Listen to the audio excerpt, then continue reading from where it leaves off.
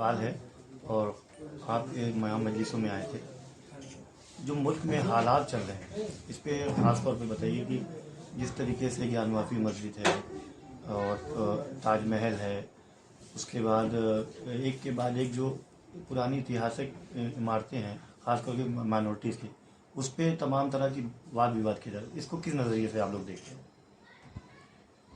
دیکھیں، سب سے پہلے شکریہ آپ موجود ہیں اور ہمارے سارے صحافی بھائی یہاں موجود ہیں اس وقت جونپور میں. آپ جانتے ہیں میرے دل کے بہت قریب ہے یہ شہر، کیونکہ اس شہر کے مومنین اور میں پچھلے سفر پی جی کالج میں بھی آیا تھا ایک پروگرام سے، تو جو اسٹوڈنٹس ہیں یہاں کے خاص طور سے ان سبھی کے لیے دل میں بہت جگہ. جہاں تک آپ کا سوال ہے، یہ جو ملک ہے نا، یہ ڈیموکریسی سے چلتا ہے اور ڈیموکریسی سے ہی چلے گا. موبوکریسی سے کچھ نہیں چل سکتا. اگر آپ کو نظام عدل لانا ہے، اگر آپ کو ہر جگہ بھائی چارہ، ہر جگہ انسانیت کی حفاظت، ہر جگہ تحفظ کا ماحول، ہر جگہ اسٹیبلٹی دیکھنا ہے، تو اس کا ایک ماتر راستہ ہے کہ چاہے آپ توریت والے ہوں، چاہے آپ زبور والے ہوں، چاہے آپ قرآن والے ہوں، چاہے آپ گیتا والے ہوں، چاہے آپ گرو گرنتھ والے ہوں، چاہے آپ کسی آسمانی کتاب کے ماننے والے ہوں، مگر آپ کو بابا صاحب بھیم راؤ امبیڈکر کی لکھی ہوئی کتاب جو بھارت کا سمویدھان ہے اس کو ماننا ہوگا اور اس کے پیچھے چلنا ہوگا. مجھے لگتا ہے اور میری اپنی انڈرسٹینڈنگ یہ ہے، آنے والے دنوں میں آپ یہ مت دیکھیں کہ لوگ کیا ماحول پیدا کر رہے ہیں، آپ دیکھیں کورٹ آپ کے حقوق کی کتنی حفاظت کر رہا ہے. اور میں پرسنلی محسوس کرتا ہوں کورٹ کے سامنے چاہے پرائم منسٹر ہو، چاہے ہوم منسٹر ہو، چاہے مزدور ہو، چاہے کسان ہو، آپ یہ بتائیے آواز کون اٹھاتا ہے؟ جب کسی کی کوئی آواز نہ سنتا ہے نہ اٹھاتا ہے تو کورٹ بولتی ہے کہ نہیں بولتی ہے؟ میں یہی کہوں گا، یقین رکھیے ملک موبوکریسی سے نہیں چلتا، نہ ہی چل سکتا ہے، ڈیموکریسی سے چلتا ہے. اور ایک جملہ یاد رکھیے گا، ہندوستان لاکھوں دھاگوں سے ملی ہوئی عزت کی ایک چادر ہے جو میرے سر پہ بھی ہے اور آپ کے سر پہ بھی ہے. اگر لوگوں نے اپنی مرضی کا ایک ایک دھاگا نکالنا شروع کر دیا تو ان کو ان کی مرضی کا دھاگا تو مل جائے گا مگر چادر تار تار ہو جائے گی. اس ملک کو بنائے رکھنے کے لیے سب کو اپنی مرضی نہیں، قانون کی مرضی سے چلنا ہوگا. کیا مذہب کو لے کر کے سیاست کر رہے ہیں چاہے کسی کوئی بھی دل ہو؟ دیکھیں، مجھے لگتا ہے مذہب سیاست میں وہ اینستھیزیا ہے کہ جسے سیاست کبھی نہ کبھی لگاتی ہی لگاتی ہے. کیوں؟ اگر مذہب کا انجیکشن اینستھیزیا کے طور پر سیاست اپنے ماننے والوں میں نہ لگائے تو پھر وہ پوچھے گا تمہارے وعدے کا کیا ہوا، تمہاری نوکریوں کا کیا ہوا، میری جیب کے پیسے کا کیا ہوا، ڈالر کے بھاؤ کا کیا ہوا، تیل کے بھاؤ کا کیا ہوا، سوئس کی بینک کا کیا ہوا، آنے والے پیسوں کا کیا ہوا، تمہارے وعدوں کا کیا ہوا.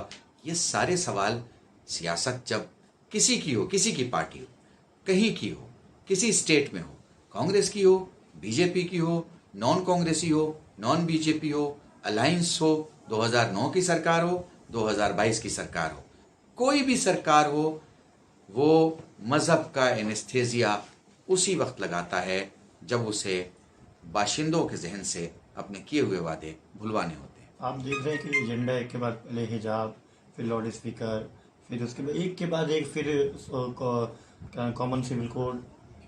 کس نظریے سے تین جو زبردست مدعے ہیں بی جے پی اس کو ایشو بنا رہی ہے؟ اگر اس کو ایکٹ میں بنا کے کریں گے تو کیا کریں گے؟ دیکھیں، ایک بات اچھی طرح سے سمجھ لیں، سرکاریں بہت سی چیزیں ہونے دیتی ہیں، بہت سی چیزیں کرتی ہیں.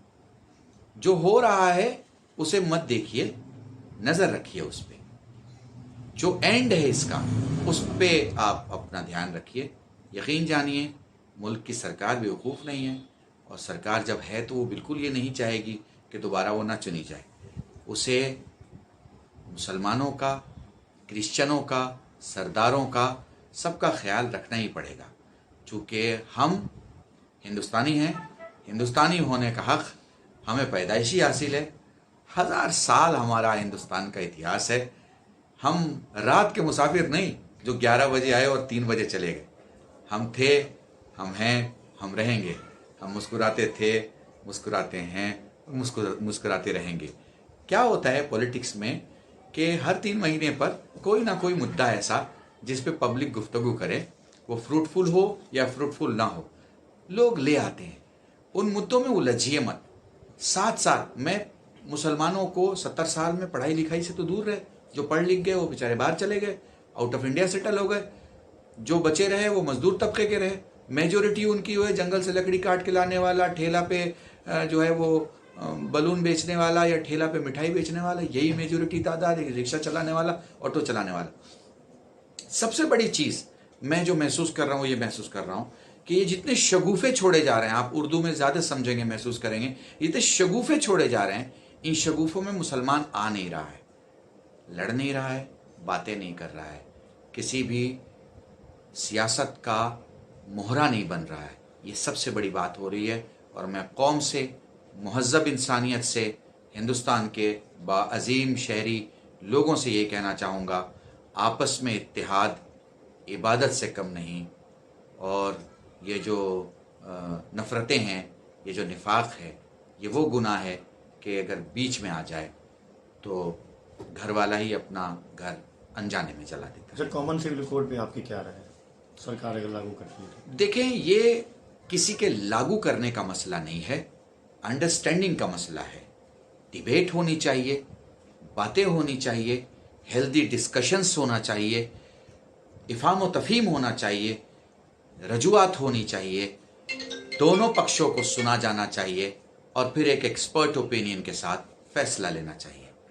माँ बाप ईद के दिन बच्चे को नया कपड़ा बनाते हैं, मगर सिर्फ अपनी मर्जी से नहीं बनाते, उनकी मर्जी भी पूछते हैं कि तुम्हें कौन सा रंग पसंद है, वरना वो बच्चे जवान होकर कहेंगे अब्बा कपड़े तो आपने बनाए, हमारी मर्जी से नहीं बनाए, आपको जो पसंद आया आपने वो बना डाले।